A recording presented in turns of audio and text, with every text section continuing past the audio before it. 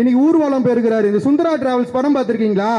Bus அங்கங்கே stuck ஆகிடுமே, அந்த மாதிரி அந்தந்த ஊருக்கு போய் ஸ்டக் ஆகி அவர் நீங்கள் ஒன்று சொல்லியிருக்காரு, சுவாமியில் இருக்கிற காசுலாம் வந்து பள்ளிக்கூடம் ஏன் கட்டணும், ஏன்னாத்து கட்டுறீங்க, ஏன் பண்ணுறீங்க அப்படின்ட்டு.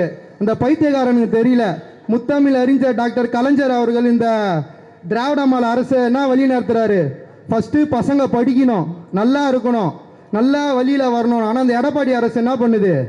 பசங்களை படிக்கக்கூடாது, உங்களுக்கு குலத்தொழில்னா உங்கள் அப்பா என்ன செருப்பு தைக்கிறாரா, நீ போய் செருப்பு தையி. உங்கள் அப்பா என்ன சிமெண்ட் பூசுறாரா, சிமெண்ட் பூசு. உங்கள் அப்பா நான் மோளம் அடிக்கிறாரா, போய் மோளம் அடி.